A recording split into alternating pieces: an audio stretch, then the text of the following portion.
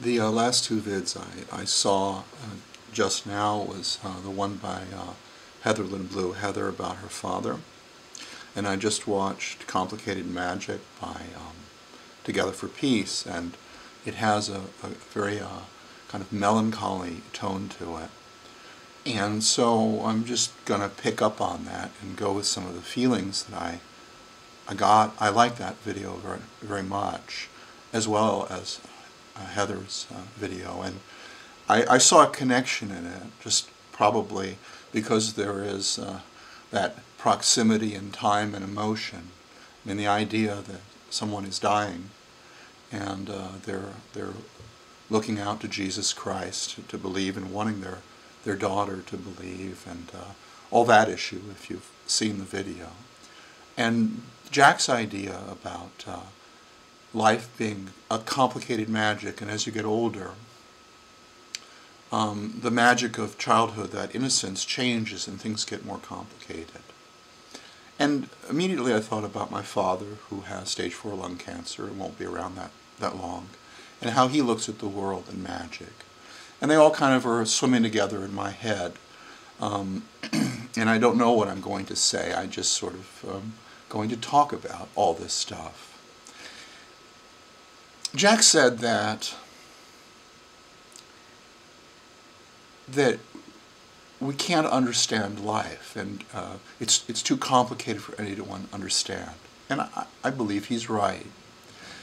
What's interesting is when you don't understand something, it's magic. After all, magic tricks are tricks we don't understand how they are done. Once they are done, they lose their magic.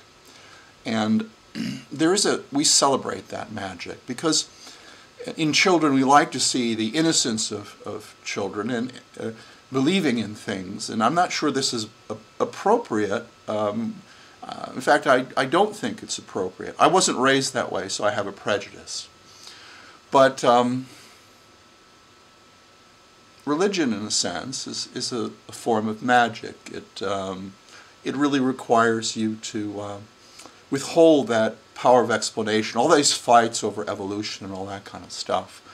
Well, they're all about maintaining that magic, that illusion, and the belief in life after death, and other things like morality and fairness. I mean, my mother had a very tough life, and so she just said life sucks, it's unfair, and that's just it, there's nothing to it.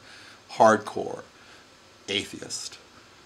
My father is an atheist, but we don't talk much about these things, but because of current events, he won't bring it up, but occasionally things will come out and I can draw it out of him. And he has a terrible sense of melancholy over the fact that he knows, believes is a better word, but knows because it's so strong. I had a discussion with somebody about this in comments once, recently. He knows, he strongly believes that there is no God, that life isn't fair, but he feels, much, much more so than I, a terrible sadness, a melancholy about this. He has a quality to him that's childlike. I have a little bit of that too, but he has a lot of that. And he has that childlike quality that life should be fair. And he feels that loss. And it wasn't like he believed in God ever. He never did. So he essentially was raised by quasi-atheist. It just wasn't brought up because of my mother. She was a hardcore, those people are religious nuts, and she was pretty extreme like that. But that loss of magic, that quality there, the way that you can imagine how life should be. And I think that's a hard thing. You know, in a sense, believing in magic in a way is a form of denial, but it provides you with something.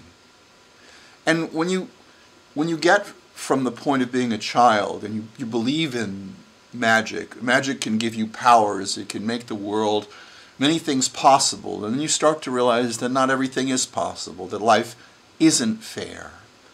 And in a sense, you lose that comfort, that illusion.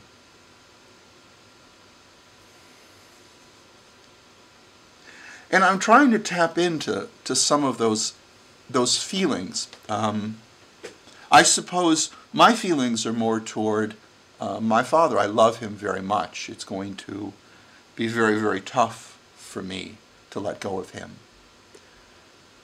But the feelings I'm thinking about here are the feelings of loss of a child, or of an as an adult, when they begin to see that the magic that they believed in is slipping away, and they're trying to retain a hold on that magic.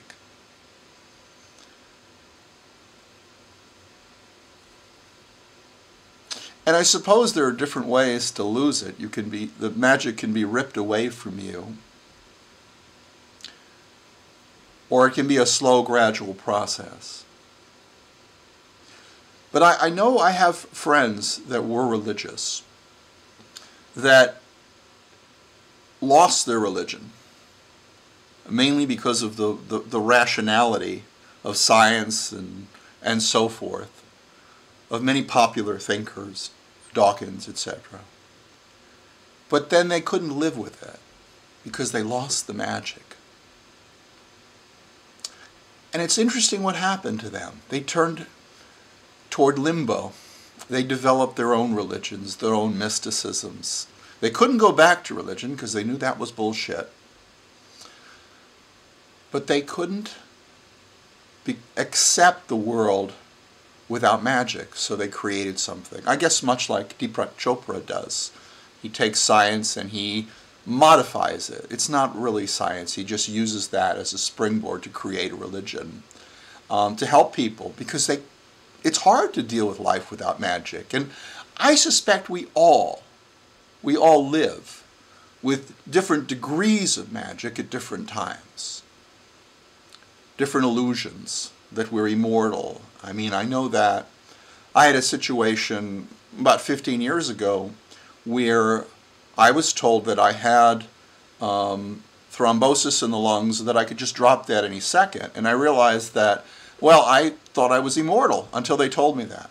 And I mean, that sounds funny, but it's not. I, on an emotional level, felt immortal, you know. I mean, or that I'm not going to die for a very long time, and there's no possibility of it happening.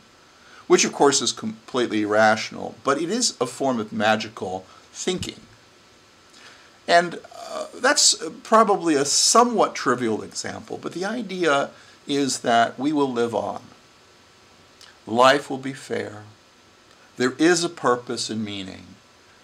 And damn it, these things matter to lots and lots of people. And I suspect that, I mean, I like to do something absolutely weird. It's sort of this brutal thing I think of, is that whenever time my mind starts to go toward magic, I cut it off like a knife, violently, because it's like a form of meditation. I don't want my mind to go there. I don't think a lot of people actually do that. I don't know of anyone that does that. I mean, it's sort of like the instant I think of that, it's just like, that's no, and I just stop it, you know. But lots of people think of magic,